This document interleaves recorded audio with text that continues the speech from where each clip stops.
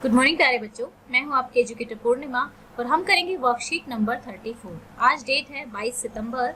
Subject आपका history है, class आपकी 10th है। तो हम पढ़ रहे थे नेशनलिज्म इन यूरोप। इस चैप्टर में हमने सबसे पहले जाना था कि नेशनलिज्म होता क्या है, फिर हमने नेपोलियन कोड के बारे में जाना था, फिर हमने वियना ट्रीटी जो हुई थी उसके बारे में जाना था। आज हम जानेंगे 1848 के बाद किस तरीके से यूनिफिकेशन होता है जर्मनी और इटली का। After 1848, nationalism in Europe moved away from its association with democracy, यानी कि यूरोप एक जो लहर आई थी डेमोक्रेसी को एस्टेब्लिश करने की, अब वो उससे दूर जा रहा था, ठीक है, डेमोक्रेसी और नेशनलिज्म से। लेकिन जो नेशनल सेंटिमेंट्स थे उनका यूज़ किया जा रहा था, जो कंजर्वेटिव थे वो यूज़ कर रहे थे, जो पावर थी, स्टेट पावर थी, उसको प्रमोट करने के लिए। हालांकि जो मिडिल क्लास के जो जर्मन लोग थे उन्होंने एक बार ट्राई किया था कि यूनाइट होके एक बार फाइट की जाए, लेकिन different reasons of Germany federation in 1848 में। लेकिन इन लोगों को दबा दिया गया था, जो कंबाइंड फोर्सेस थी मोनार्की की और मिलिट्री की। उसके बाद Persia took on the leadership of the movement for national unification. फिर पर्शिया ने कमान संभाली और जीत भी हासिल की। Unification in the leadership of Persia, the chief minister of Persia was Otto Bismarck was the chief architect। किसके आर्किटेक्ट थे ये? यूनिफिकेशन ऑफ जर्मनी के, जर्मनी का एकीकरण किया था इसमें। 3 wars over 7 years, 3 बार युद्ध लड़े गए थे अराउंड 7 सालों तक। ऑस्ट्रिया, डेनमार्क और फ्रांस एंडेड इन पर्शियन, इन तीनों के बीच में। और विक्ट्री किसकी हुई थी? पर्शिया की विक्ट्री हुई थी। और उसके बाद यूनिफिकेशन की प्रोसेस कंप्लीट कर गई। इन जनवरी 1871 the Persian king Kesar William was proclaimed German emperor. तो इनको जर्मनी का एम्परर बना दिया गया। न्यू स्टेट बनाए गए, स्ट्रॉन्ग एम्फेसिस, एक तरह से जो नई स्टेट बनी थी उसमें मॉडर्नाइज किया गया करेंसी को, बैंकिंग को, और जुडिशियल सिस्टम था, जो कोर्ट वाला सिस्टम था, उन सब चीज़ों को। अब बात करते हैं unification of Italy. Unification of Italy 1859 से 1870 में। इटली शुरू में 7 भागों में डिवाइडेड था। During 1830s Giuseppe Mazzini put together programme, एक प्रस्ताव रखा था कि यूनिफाई किया जाए इटली को। लेकिन जो रिवॉल्यूशन हुआ 1831 और 1848 में वो फेल हो गया। लेकिन बाद में थ्रू टैक्टफुल डिप्लोमेटिक, यानी कि जो एक चालाकी से जो एक अलायंस की गई फ्रांस के साथ, Sardinia Piedmont succeeded in defeating the Australian forces, और ये सक्सीड हो गए, सफल हो गए ऑस्ट्रिया की फोर्सेस को हराने में 1859 में। उसके बाद 1861 में विक्टर एमिनल सेकंड को इटली का किंग बना दिया गया। अब बात करेंगे कुछ 2 इंपॉर्टेंट पर्सनैलिटीज की। Count Camillo of Cavour, he was the chief minister of Sardinia Piedmont. ये जो चीफ मिनिस्टर थे, सीएम थे वहाँ के। He led the movement of unify the region of Italy, Italy को यूनिफाई करने में इन्होंने बहुत हेल्प की थी। हालांकि ना तो ये रिवोल्यूशनरी ही थे, ना ही डेमोक्रेट थे। इन्होंने अपनी जो टैक्टफुल डिप्लोमेटिक अलायंस थी, यानी कि जो चालाकी से उन्होंने संधि की थी, वो काफ़ी हेल्पफुल रही थी फ्रांस के साथ। इंजीनियर्ड बाय कैवुर एंड दस Australia could be defeated and the unification of Italy was made possible. इस तरीके से यूनिफिकेशन हो पाया था इटली का। अब बात करते हैं गिउसेप्पे गरीबाल्दी की।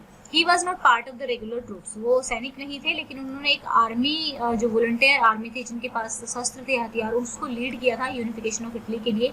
इन 1860 ही along with armed volunteers marched into South Italy and Kingdom of Two Sicily and succeeded in gaining the support of local peasant। वहाँ पे उसने किसानों की हेल्प से जो स्पेनिश रूलर थे उनको भगा दिया था। ही हैंडेड ओवर, जो भी कंट्रोल उसको मिला था साउदर्न इटली का और सिसिली का, वो उन्होंने दे दिया था किंग एमिल सेकंड को। दस unification of Italy could be made possible. तो इस तरीके से जो इटली का यूनिफिकेशन पॉसिबल हो चुका। तो देखो बच्चों, पहले क्वेश्चन में तो आपको क्या लिखना है? शॉर्ट नोट लिखना है। एक तरह से आपको एक आर्टिकल लिखना है, अराउंड 80 to 120 वर्ड्स का एक तरह से निबंध ही लिखना है यहाँ पर। Who became the German emperor after unification? तो इसका तो एक वर्ड का आंसर है। Explain the feature of German unification. तो चलिए करते हैं क्वेश्चंस को। तो पहले क्वेश्चन थोड़ा बड़ा होगा क्योंकि आपको एक एस्से टाइप में लिखना है, एक आर्टिकल लिखना है। पूरा एक शॉर्ट नोट में आपको पूरा लिखना पड़ेगा, सारा का सारा क्या क्या इवेंट हुए थे। Italy was divided into 7 provinces in the mid 19th century। Among them, Sardinia Piemonte was ruled by Italian royal family. The northern part was under the control of Habsburg Empire of Austria, the central part under the rule of the Pope, and the southern part under the kings of Spain. In 1830s, Giuseppe Mazzini made a plan for the unification of Italy, but the revolt of 1831 and 1848 were unsuccessful. वो unsuccessful रहे, जीत नहीं पाए. Subsequently उसके बाद 1859 में Sardinia parliament made a diplomatic alliance. इन्होंने एक diplomatic alliance की, किसके साथ? फ्रांस के साथ. ठीक है.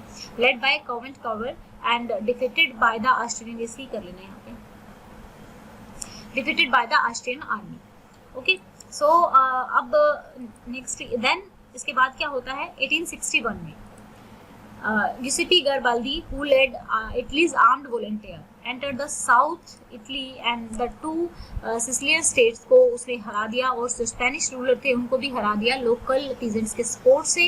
एंड देन हैंडेड ओवर, यहाँ पे ही और हैंडेड ओवर के बीच में स्पेस है, वेट अ सेकंड मैं बना लेती हूँ. यहाँ पे he handed over southern Italy and Sicily to Victor Emmanuel II. This is how the integration of Italy was possible. So ये हमारा हो गया फर्स्ट क्वेश्चन. इस आर्टिकल को आप इस तरीके से लिख लेंगे.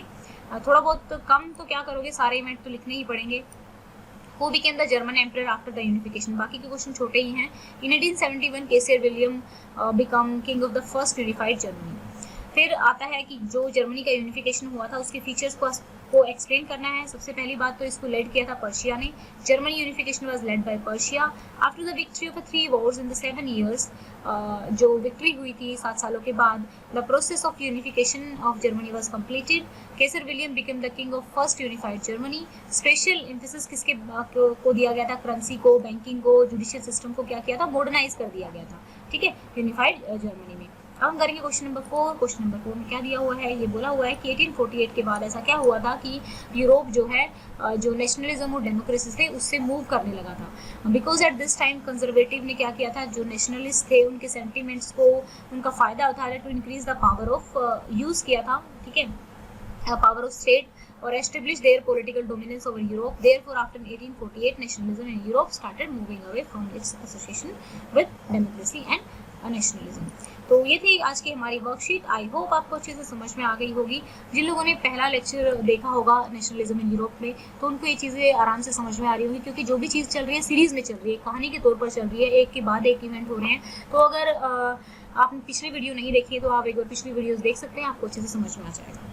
अगर आपको हमारे पढ़ाने का तरीका पसंद है तो आप वीडियोस को लाइक कर सकते हैं, चैनल को सब्सक्राइब कर सकते हैं, क्योंकि आपके लाइक करने से हमारा मोटिवेशन बढ़ता है और ज़्यादा अच्छी वीडियोस और ज़्यादा इजी वे में समझाने के लिए हम और कोशिश करते हैं, क्योंकि आप लोगों के लाइक हमें मोटिवेट. दूसरी बात, आप लोगों का कोई भी डाउट तो आप कमेंट बॉक्स में लिख सकते हैं, और साथ में अपनी क्लास जरूर लिखें ताकि हमें पता लगे कि किस लेवल का कंसेप्ट आपको समझाना है.